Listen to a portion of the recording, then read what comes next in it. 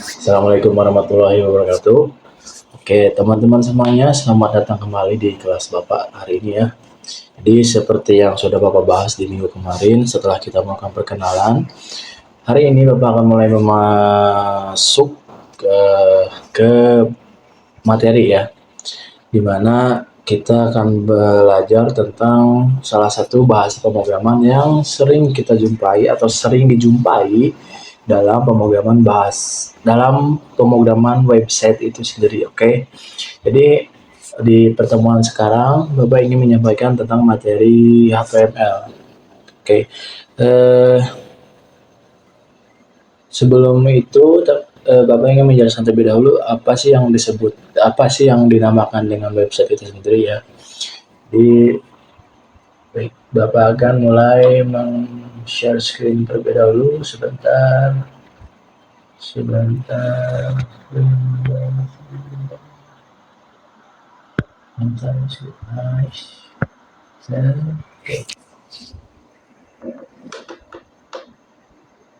Oke.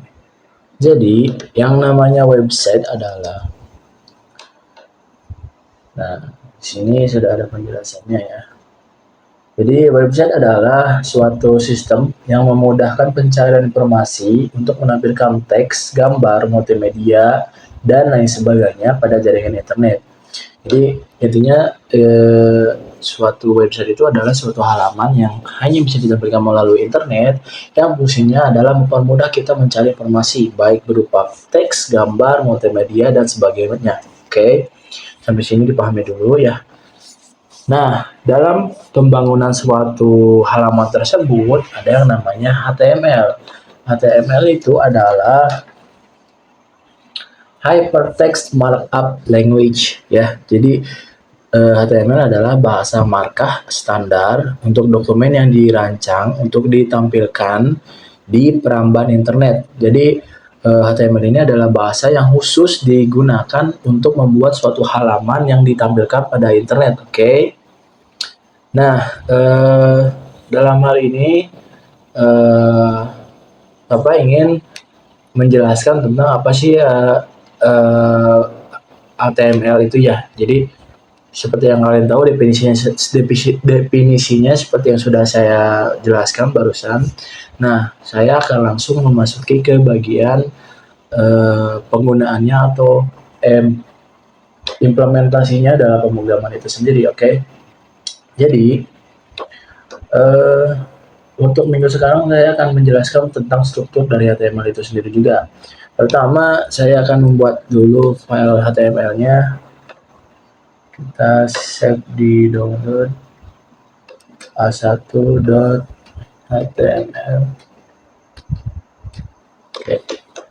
Nah, setelah saya membuatnya, saya akan menampilkan teks struktur dari HTML itu sendiri. Jadi contohnya seperti ini. Nah, jadi struktur dari HTML itu sendiri terdapat beberapa bagian, yaitu yang pertama pembuka HTML menggunakan doctype. Ini menandakan versi dari HTML itu sendiri ya.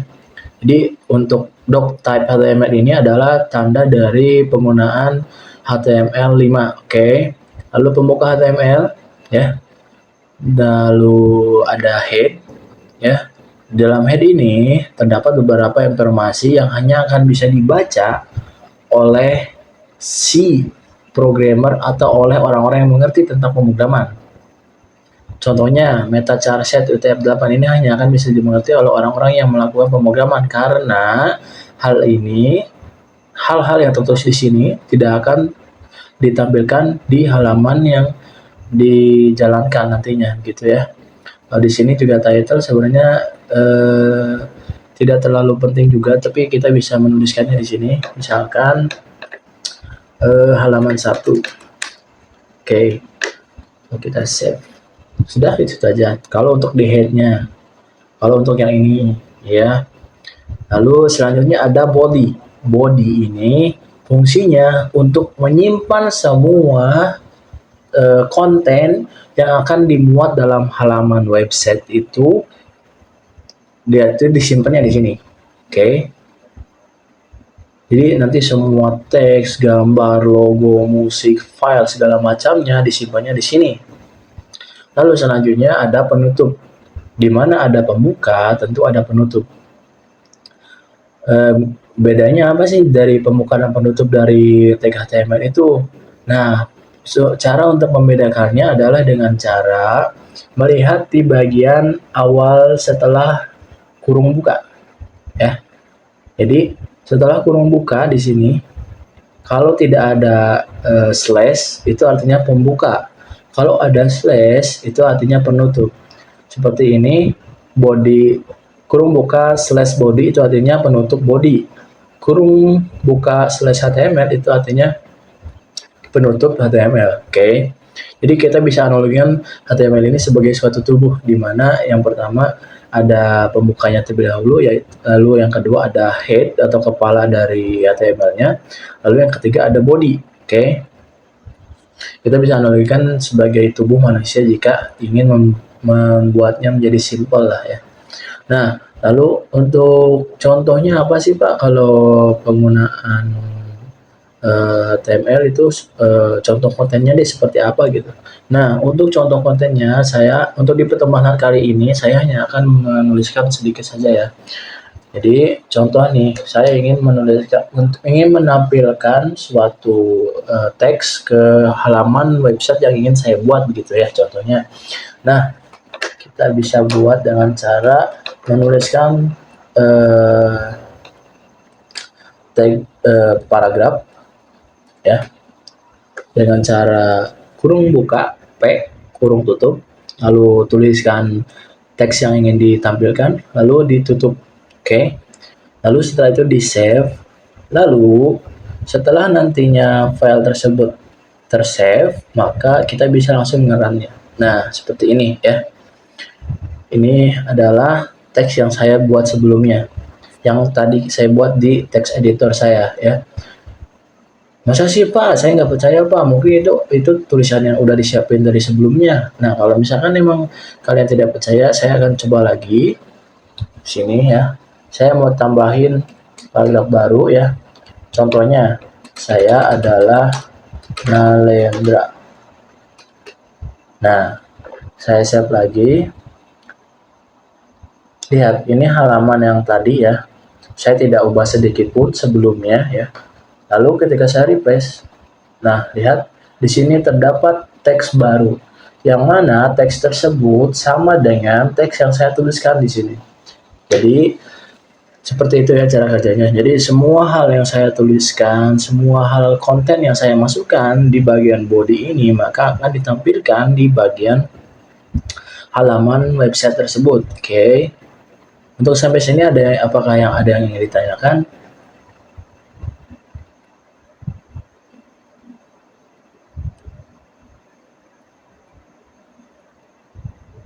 Sebentar, saya kembali lagi. Oke, saya coba lihat di sini ya, karena tidak ada yang open mic. Oh, di sini ada nih. Jadi pertanyaannya tadi disebutkan bahwa HTML adalah salah satu bahasa pemrograman yang paling sering ditemukan dalam pemrograman web, betul. Memangnya selain HTML ada apa lagi bahasa yang paling sering digunakan dalam pemrograman web, Pak? Baik, saya akan jelaskan lagi ya. Sebentar saya share screen lagi ya. Oh ya, sebelumnya mohon maaf saya tidak menyiapkan materi untuk pelajari lebih lanjut terlebih dahulu karena saya ingin mengenalkan secara langsung terlebih dahulu di pertemuan ini ya tentang apa sih itu web gitu ya. Baik, sekarang bahasa yang digunakan dalam pemrograman website itu, nah sebenarnya ada banyak ya, tapi kalau yang biasa saya gunakan itu kebanyakan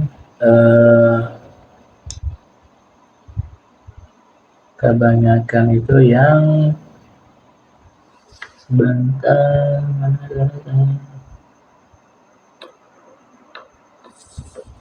ya, intinya inilah saya akan membuat list saja ya untuk teman-teman semuanya bagi yang ingin mencoba mempelajari lebih jauh sebelum mata kuliah saya di minggu depan dilaksanakan, boleh, boleh banget Pak.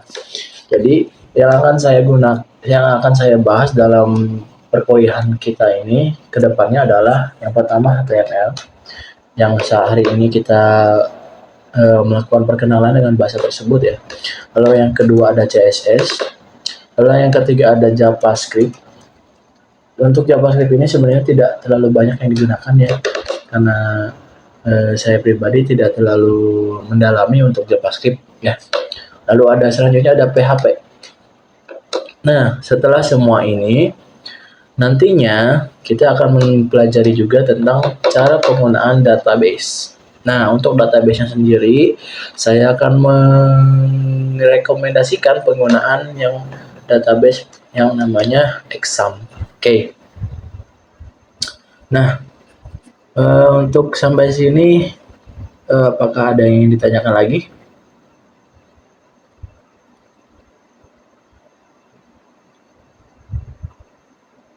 Sepertinya tidak ada ya. Karena tidak ada, maka saya akan memberikan penguatan saja ya. Bagi teman-teman semuanya yang ingin mempelajari apa itu pemrograman web, teman-teman bisa pelajari hal-hal yang tadi saya bahasa-bahasa yang tadi sudah saya tuliskan ya. Di sana teman-teman bisa coba cari di YouTube atau di manapun yang menurut kalian bisa membuat kalian mengetahui lebih banyak ya. Oke, jadi seperti yang sudah saya sampaikan ya, kalian bisa mempelajari tentang hal-hal yang tadi saya tuliskan. Nanti saya share di grup PA ya. Jadi coba kalian cari-cari terlebih dahulu ya bahasa-bahasa yang saya tuliskan tadi. Dan saya ingin memberikan satu tugas deh untuk kalian semua ya. Jadi setiap orang harus mengumpulkan satu file Word ya, dimana isinya kalian cari satu web yang memiliki 8 konten dalam satu halaman tersebut. Oke, jadi misalkan contohnya teks, lalu gambar, lalu video, lalu musik dan segala macamnya. Kalian bisa tuliskan namanya, lalu konten apa saja yang ada di dalamnya. Oke. Nah, kalau misalkan kalian tidak menemukan dalam satu halaman tersebut 8 konten yang berbeda, maka kalian boleh deh coba cari lagi konten dari web yang lain yang berbeda dari konten sebelumnya yang kalian temukan di web yang sebelumnya begitu ya. Itu saja mungkin untuk pertemuan kali ini, karena dalam mempelajari website itu, pemrograman website itu tidak bisa secara cepat ya. Jadi kalian coba pahami dulu sedikit demi sedikit ya. Mungkin itu saja yang bisa saya sampaikan untuk hari ini. Sampai jumpa lagi di pertemuan selanjutnya. Assalamualaikum warahmatullahi wabarakatuh.